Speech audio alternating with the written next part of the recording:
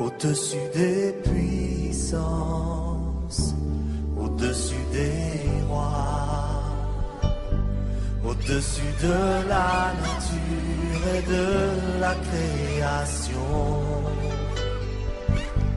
au-dessus de tout. Nous disons tous Amen. Merci et bienvenue à tous. Nous sommes donc dans le cadre de notre émission Femmes Lève-toi. Le thème d'aujourd'hui, pardonner l'impardonnable. Je suis avec maman Isabelle Moililé, maman Paul-Marie. Elles ne sont plus à présenter parce que vous les suivez certainement tous les lundis sur notre canal. Merci à tous. Pardonner l'impardonnable. Maman Isabelle, on disait déjà la semaine dernière, pardonner, c'est laisser tomber, effacer, oublier, une façon de lâcher prise. L'impardonnable, c'est qui ne peut pas être oublié. Cependant, impardonnable, dit-on, n'existe même pas dans le lexique biblique. Oui, impardonnable n'existe pas dans le lexique biblique. Et cela voudrait dire que l'impardonnable n'existe pas en Dieu, parce que Dieu nous a pardonné en Christ, quel qu'en soit ce que nous avons fait. Mais lorsqu'on parle de l'impardonnable, c'est au niveau de l'humain, au niveau du cœur de l'homme, parce que je peux expliquer le pardon comme un don. C'est un don que l'on fait, que je peux accepter ou que je peux refuser. Et lorsqu'on parle du pardon, le pardon, c'est d'abord question de cœur. Ce n'est pas tant les mots ou bien les paroles qui vont sortir de la bouche qui expliquent le pardon. Le pardon, c'est l'état de mon cœur. L'attitude de mon cœur. Je décide d'absoudre, je décide d'oublier, je décide d'effacer, je décide avec mon cœur de dire que c'est fini, comme Jésus l'a fait à la croix. Donc quand on dit c'est fini, on décide, c'est fini, c'est oublié. Et véritablement, c'est oublié dans le cœur? C'est oublié complètement. Et le premier signe qui montre que le cœur a oublié, c'est que vous arrêtez complètement parfois de parler de mal de la personne, qu'elle soit là ou qu'elle ne soit pas présente. En tout cas, tout ce que vous allez dire de la personne, ce sera des paroles en faveur de son bien. Voilà. Donc, quand on continue de parler de la personne, critiquer, murmurer, ça voudrait dire que le pardon n'est pas effectif. Oui, je voudrais aussi revenir sur la notion du pardon. C'est que nous sommes souvent offensés. Nous sommes tous offensés et nous aussi, nous offensons les autres. Donc, comme maman Isabelle disait tout à l'heure, le pardon, ça veut dire effacer et oublier, pardonner. Pardonner. Donc, c'est également indissociable de l'amour. Parce que dans 1 Corinthiens 13, au verset 6, la parole de Dieu déclare que l'amour excuse tout. C'est une façon d'excuser les personnes qui nous offensent. De la même manière, nous excusons, et de la même manière, nous aussi, nous pouvons recevoir le pardon des autres. Parce qu'on ne connaît pas autant d'erreurs que nous faisons, autant d'offenses que nous portons à nos prochains. Donc, on ne peut pas les lister. Parce que quelquefois, nous offensons inconsciemment. Nous pouvons offenser quelqu'un inconsciemment. Nous ne savons pas que nous avons fait du mal par les paroles, peut-être même par le regard. Nous avons fait inconsciemment du tort à quelqu'un, mais vous-même, vous n'êtes pas conscient de la chose. Donc, nous devons pardonner. De la même manière, nous pardonnons. C'est de la même manière que d'autres personnes vont également nous pardonner. Mais il y a aussi le pardon pour soi-même. On se pardonne parce qu'on peut être dur avec son propre cœur. Là où le Seigneur a pardonné ou bien là où on a lâché prise quelque part, vous portez encore la culpabilité de la situation. Comment faire dans ce cas? Comment se lâcher prise, si je peux m'exprimer ainsi, pour soi-même, pour son propre cœur? Il y a aussi le pardon à ce niveau. Bon, en ce qui concerne le pardon de soi-même, comme vous avez déjà cité le mot, c'est le problème de la culpabilité. Et là, c'est parce que le plus souvent, nous allons fouiller dans les poubelles. Alors que chez Dieu, il n'y a aucune poubelle. Lui, il a tout oublié. Mais lorsque le diable vient nous accuser, il veut que nous puissions remémorer, revenir sur le problème. Pourquoi j'ai fait comme ça? Est-ce que Dieu, je suis sûre que Dieu m'a pardonné? Et cela montre parfois que nous ne comptons pas sur l'absolu de l'amour de Dieu, qui nous a pardonné, qui a effacé, qui a oublié. Et quelqu'un qui n'est pas sûr de cet amour va toujours avoir la culpabilité de dire est-ce que vraiment c'est réel, la faute était tellement grave, est-ce que réellement Dieu m'a pardonné? Et nous avons les cas où les personnes peuvent demander pardon 10 000 fois pour la même situation parce qu'ils se sentent culpabilisés, ils ne sont pas sûrs que Dieu les a pardonnés. Oui, Maman Pomme, vous voulez ajouter quelque chose? Oui, je voudrais ajouter que le pardon... Comment être sûr aussi, oui, soi-même que là je suis pardonné? Il y a la liberté, il y a la paix. Le problème c'est qu'il y a aussi quelque chose dans la notion du pardon. Parce que quelquefois, comme je disais, qu'on peut offenser quelqu'un alors qu'on ne sait pas vraiment que la personne a été offensée. Et la parole de Dieu nous dit de reprendre la personne. Par exemple, toi qui te sens offensé. Donc, tu vas vers la personne, tu reprends la personne, tu lui dis que telle chose, tu m'as fait telle chose, tu m'as dit telle chose, ça ne m'a pas plu. Pour que la personne sente qu'elle t'a fait du mal. Parce qu'il faut reprendre la personne. Quelquefois, vous êtes là, toi, tu gardes la rancune au fond du cœur, tu te dis que telle personne m'a offensé. Mais peut-être que la personne en face aussi ne se reconnaît pas. Voilà. Donc, il faut reprendre la personne. Donc, aller vers la personne, lui dire, voilà ce que tu as fait, les paroles que tu m'as dites la dernière fois, ça ne m'a pas plu, ça m'a offensé. Donc, c'est maintenant à la personne de reconnaître et te demander pardon. Parce que quelquefois, toi, tu te sens offensé alors que normalement, l'autre ne le reconnaît pas. Mais voilà, mais c'est ça aussi, entretenir cette position de coupable, quelque part face à autrui. Parce qu'on se sent un peu meurtri, un peu aussi responsable de quelque chose, d'une situation, et on n'accepte pas le pardon pour soi. Oui, mais il faut reconnaître que quelquefois, comme je lisais la dernière fois dans le livre de Proverbes, que quelqu'un qui est offensé a dressé des murailles, comme une forteresse. Donc, il faut prier pour cette personne, pour qu'elle puisse accepter le pardon. Parce que quelquefois, c'est difficile, quelquefois, c'est des blessures très graves, vraiment faire venir facilement. Et la personne trouve ton cœur, c'est souvent difficile. Donc, il faut user de patience, faire appel au Père de l'impossible qui est notre Dieu, le Seigneur, pour pouvoir ramener la personne. De toutes les façons, les situations sont toujours difficiles, même si impardonnable n'existe pas dans le lexique, mais je crois que toutes les situations ne sont pas faciles à pardonner. Hein, maman Isabelle? Il y a des faciles. Oui, il y a des degrés, il y a des degrés. Oui, il y a des degrés. Il y a des degrés et degrés parce que... Mais est-ce que pour le péché aussi, il y a des degrés? Selon Dieu, pour le péché, il n'y a pas de mais pour le pardon, mais pourquoi on dit ici que pour le pardon, il y a des degrés? En fait, parce que l'homme a mis des niveaux, par exemple, des situations. Des niveaux de situations, mais aussi des niveaux de relations. Parce que c'est facile pour moi de pardonner à une personne, par exemple, qui est de la même famille que moi, de la même église que moi, avec qui je suis habituée, là où je suis avec Maman Pomme, ou bien avec toi, Maman Esther, c'est facile. Mais une personne, par exemple, qui revient d'ailleurs, vraiment, je minimise la personne, je la méprise, elle n'a pas droit à mon pardon parce qu'elle est peut-être plus loin. Ce sont les niveaux que les hommes ont mis. Mais en ce qui concerne Dieu, il n'y a pas de péché qui soit un péché impardonnable.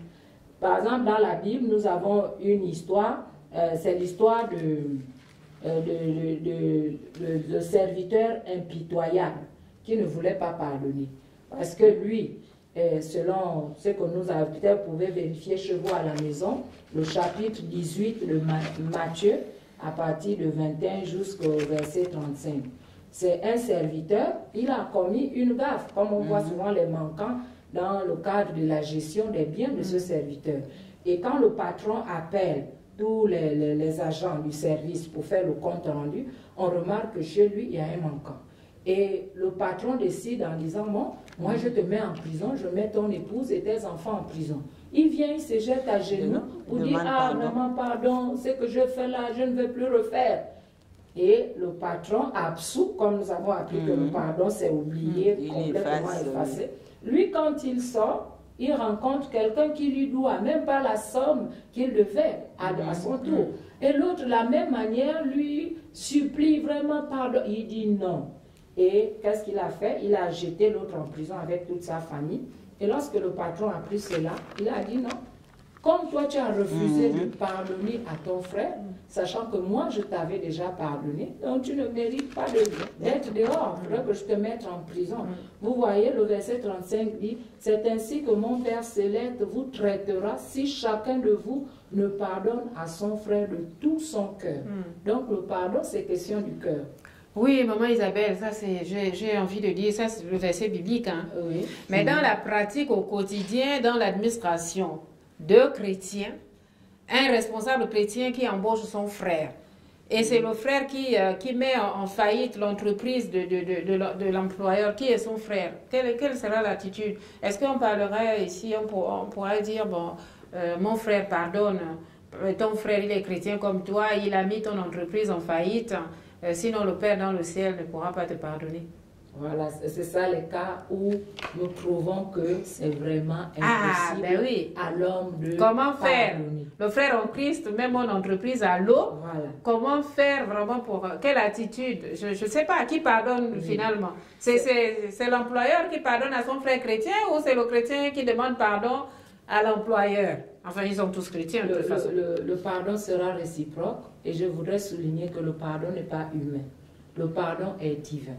Ça, nous devons le comprendre que le pardon, avec les capacités humaines, il est impossible pour l'homme de pardonner. Quand nous voyons la parole de Dieu, nous dire que l'amour de Dieu est répandu dans nos cœurs par le Saint-Esprit. Donc, le pardon n'est pas humain. Pour que ce frère arrive à pardonner à cet homme-là qui met l'entreprise, qui a bafoué l'entreprise, l'entreprise de son frère en Christ. Voilà. Ils sont tous enfants de Dieu. C'est la famille de Dieu, là. C'est la famille de Dieu. Oui. Pour qu'il arrive au pardon, il faut l'intervention de Dieu lui-même. Parce que par ses propres forces, il ne pourra pas. Il va essayer, mais il ne peut pas, c'est impossible. Là, il faut faire recours au maître du pardon, qui est Jésus lui-même qui nous a pardonné et qui va donner la force à ce frère de pardonner. Et comme tu le disais tout à l'heure, comment cela peut se faire? C'est pas quelque chose du tic au tac que je décide comme ça, à la légère, non, je te pardonne. Non, ça, c'est pas le pardon. Il faudra que les deux frères s'asseyent ensemble. Au cas où la situation est grave, la Bible dit d'appeler une troisième personne. Et la troisième personne, je pense que dans de tels cas, c'est l'homme de Dieu qui les gère dans l'Église, qui peut leur donner des conseils comment arriver vraiment au pardon. Maman Pomme? Oui, je voudrais dire que les deux sont enfants de Dieu. Et lorsqu'on est enfant de Dieu, nous avons la Bible qui nous guide. Donc, dans la Bible, qu'est-ce que notre Père nous dit? Notre Père nous demande de pardonner. Tu dois pardonner parce que nous devons nous supporter les uns les autres. C'est vrai que c'est ton entreprise. Nous devons nous supporter les uns les autres avec la force du Saint-Esprit. Il faut oui, mais puisque nous sommes enfants de Dieu. C'est plus nous qui vivons. C'est plus nous qui vivons. C'est le Saint-Esprit qui vit en nous. Donc nous avons le même esprit. Donc nous avons nous avons le même règlement intérieur qui nous vient du Père. Et qu'est-ce que notre Père nous dit? Notre Père nous dit de nous supporter les uns les autres et de manifester l'amour.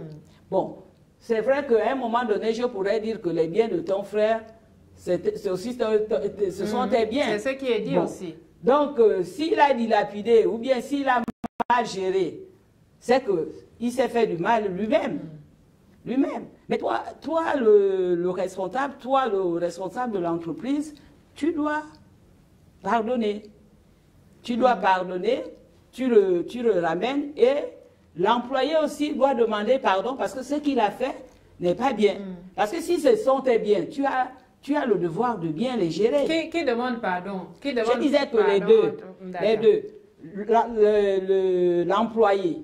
L'employé doit demander pardon au responsable. L'employeur aussi doit demander pardon à son employé. Il doit pardonner. Pour se libérer, en fait. Voilà, parce que le pardon aussi est une puissance qui libère. Si l'employé vient vers l'employeur lui demander pardon, il doit accepter ce pardon. Il ne doit pas dresser les murs. Généralement, il dresse les murs comme des forteresses, mais avec l'aide de la prière, en invoquant le maître de l'impossibilité, l'employeur, il pourra ramener, le cœur. Vous avez dit tout à l'heure que, maman Isabelle l'a dit, hein, impardonnable n'existe pas. Mais là, nous voyons quand même des cas qui sont délicats. Hormis cette situation des deux frères, moi j'ai entendu quelque part une histoire selon laquelle, voilà, je parle de deux chrétiennes. Une mariée dans l'église, une célibataire dans l'église, un marié dans l'église. Et ils sont dans l'adultère. Alors, à qui la faute? Maman Isabelle, vous êtes d'abord pasteur. Là, je m'adresse au pasteur, vous aussi. Pasteur, dans nos églises. Dans nos églises, l'adultère est commis. Les responsables sont mariés. Mais souvent, on indexe les jeunes filles qui arrivent. Oui, c'est la jeune fille qui a commencé. Qui est responsable finalement de ce gâchis? Responsable, c'est toutes les personnes, toutes les victimes qui se retrouvent dans le problème. Que ce soit le marié, il est victime de la situation. La sœur qui sort avec le frère en Christ, tous les deux sont, même la famille est touchée parce que même la famille chrétienne de ce frère-là se trouve impliquée dans la situation. Et maintenant, comment arriver au pardon? Parce qu'il y a des problèmes qui sont très délicats, qu'il faut traiter avec la direction du Saint-Esprit. C'est pas comme ça, c'est pas une situation qui va se trouver maintenant comme un piment dans toute l'église, qui va bafouer l'église et qui va bafouer la famille. Parce qu'il y a des situations qui ne sortent pas de l'église. Voilà. Et il y a des situations qui ne sortent pas parce que on veut les gérer pour préserver les familles. Pour préserver les familles. Et le témoignage aussi. Et préserver également les frères en Christ. Parce que l'objectif de Dieu, dans le cadre du pardon, ce n'est pas de rejeter qui que ce soit. On ne va pas rejeter ni la sœur qui a commis cette faute, ni la femme qui est la femme au foyer, ou encore le frère. On veut préserver leur foi. Il faut traiter le problème à la racine. Voir qu'est-ce qui a amené que cette situation soit là et amener au pardon. La femme qui est l'épouse du frère doit arriver au pardon, sachant que le problème du péché, comme nous avons l'histoire de la femme adultère dans la Bible, Jésus a dit, la personne qui n'a jamais commis de péché, qu'il prenne le premier la pierre et jeter sur la femme. Mais on a vu que chacun était accusé par sa conscience. Donc l'Église, on ne veut rejeter personne, on veut que le problème soit traité, et pour que le problème soit traité, tout le monde doit accepter le pardon. Oui, je disais que c'est vrai que dans l'Église, l'Église doit être une Église sanctifiée. Donc, mais nous savons également que la parole dit que le diable rôde. Il rôde autour des enfants de Dieu pour pouvoir leur écarter de la voie du Seigneur.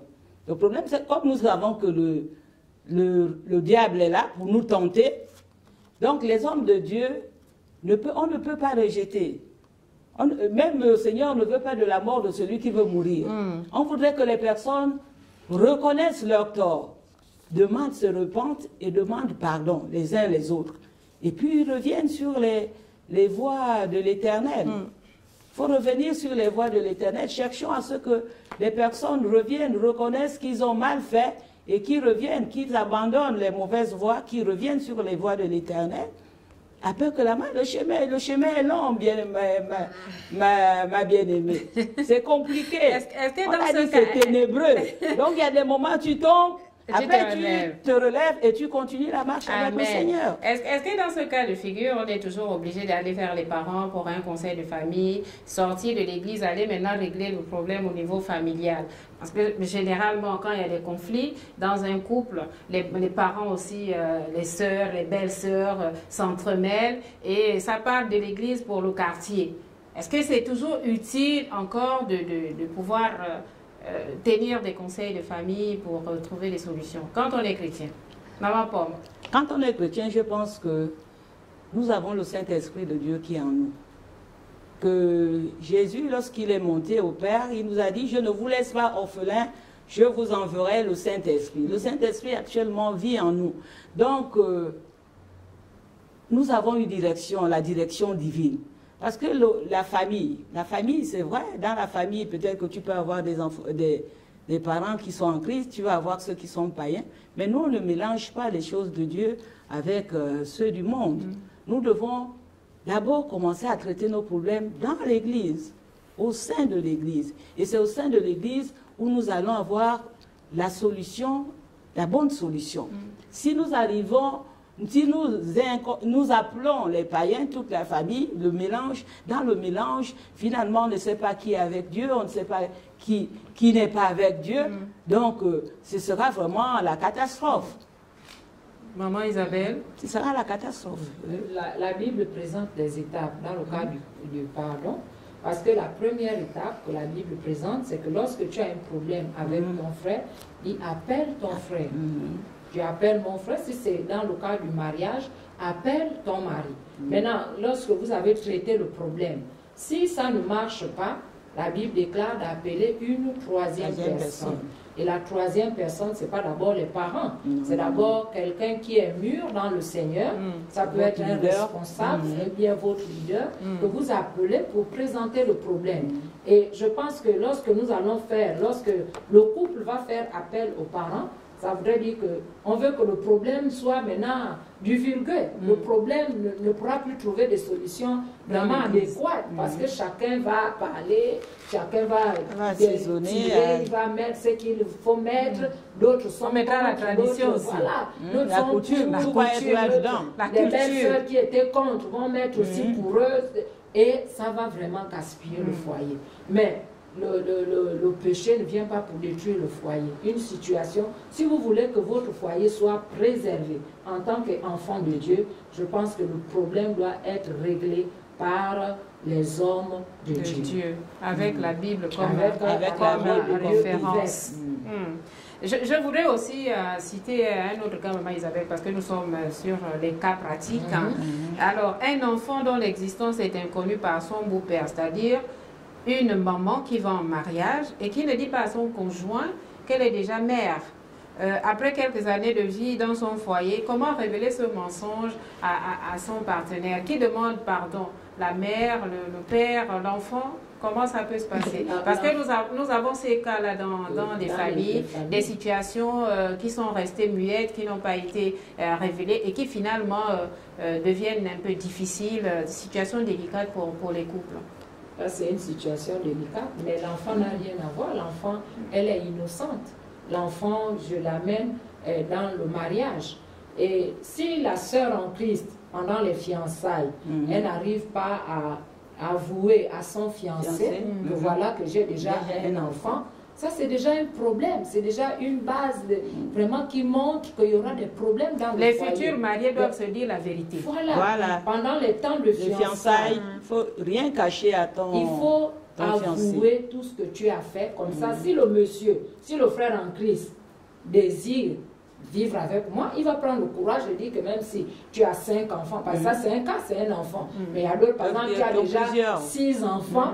Et ton corps ne montre pas que tu as déjà 6 enfants, mais tu as peur d'avouer... Tu ne fais pas encore la crise de la cinquantaine. Tu as peur d'avouer la vérité pour dire au frère que voilà, là où tu me vois là, j'ai déjà 6 enfants. Mais il vaut mieux lui dire la vérité, parce que tout mensonge va entraîner toujours des problèmes qui sont maintenant désormais difficiles à régler. Là, vous voyez que par exemple pour cette situation, ça va amener, le frère va se poser des questions. Voilà. Et là, il faudrait la force du Saint-Esprit pour que le frère arrive à pardonner à son épouse et reprendre sur les meilleures bases. Moi, et prendre soin de cet enfant qui va arriver comme ça dans le J'ai village. lu une histoire chrétienne à peu près qui allait dans le même sens. C'est que la jeune fiancée n'avait pas tout dit à son fiancé. Voilà, son futur mari.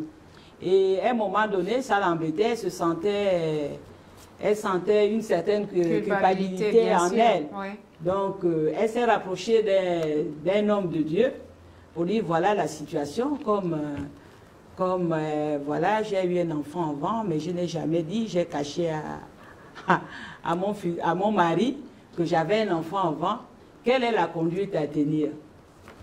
Et l'homme de Dieu lui a dit, bon, comme tu as caché, si tu peux continuer à supporter ta cachette, tu te supportes jusqu'à la fin. Mais maintenant, si tu n'as pas la force de supporter, rapproche-toi de ton mari et dis la vérité. Parce que tu n'as pas voulu dire. Peut-être que tu as gardé ça comme ton secret.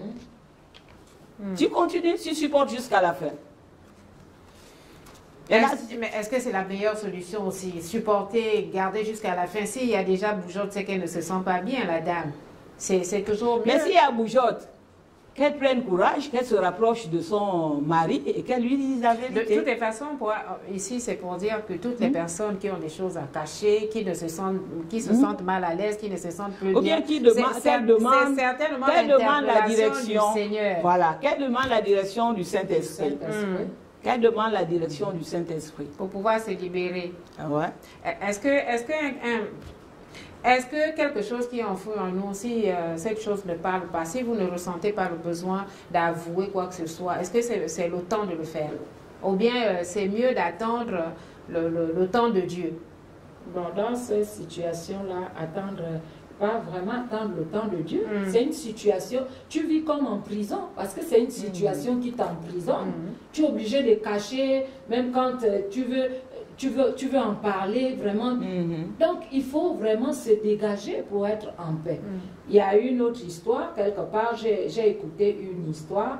Il y a un couple qui avait un pasteur qui devait les bénir, des deux fiancés. Et le pasteur, avant de bénir le mariage, il a demandé aux deux enfants, est-ce que vous êtes déjà sortis ensemble avant que je prie pour vous? Et ils ont menti. Ils ont dit non, nous sommes seulement fiancés. Alors qu'en réalité, ils avaient déjà commis l'acte avant le mariage, l'acte sexuel avant le mariage. Et c'est comme ça que le pasteur dit, bon, je vous bénis selon vos paroles. Oui. Mais sauf que quand le couple est parti, toute la vie, pas d'enfants. Ils ont attendu pas d'enfants. Et le Seigneur, le Saint-Esprit les rappelle que ce blocage-là est dû parce que vous n'avez pas dit la vérité au pasteur.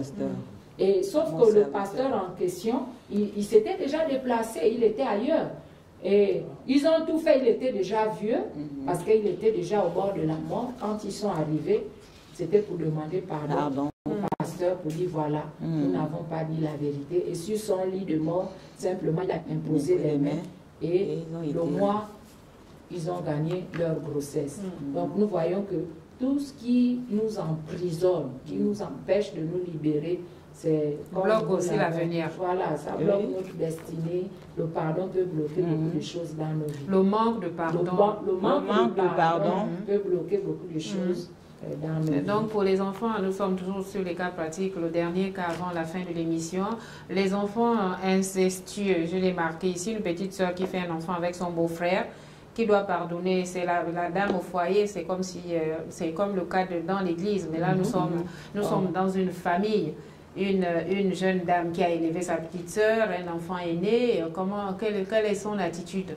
Il y a des mamans qui sont dans ces cas-là, mais qui n'en parlent pas et qui se demandent comment faire pour faire face à la situation, simplement.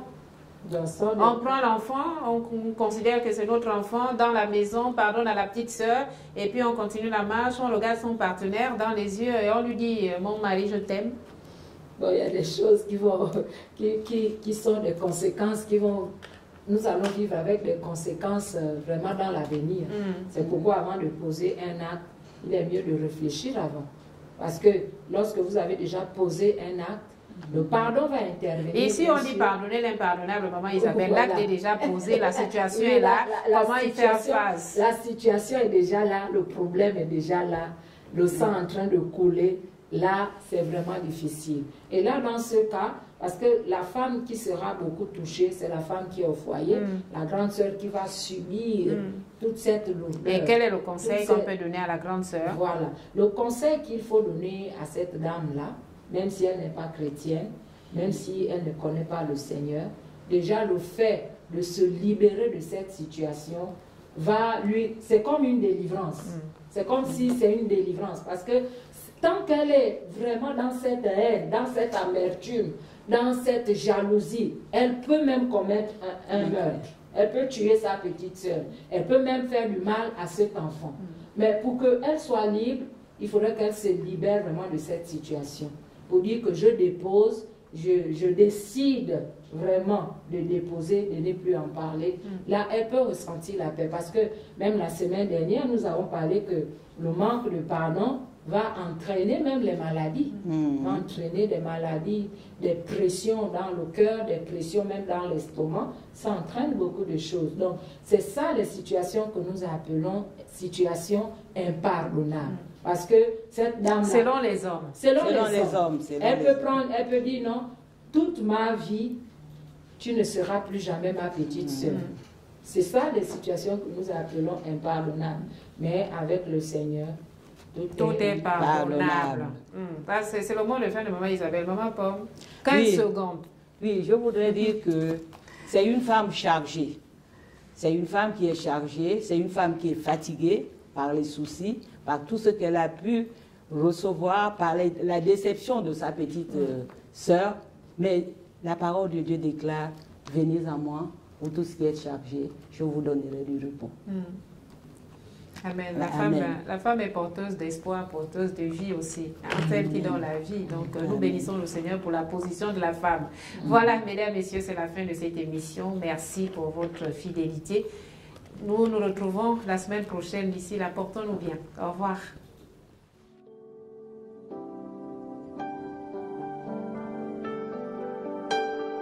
Au-dessus des puissances, au-dessus des rois, au-dessus de la nature et de la création.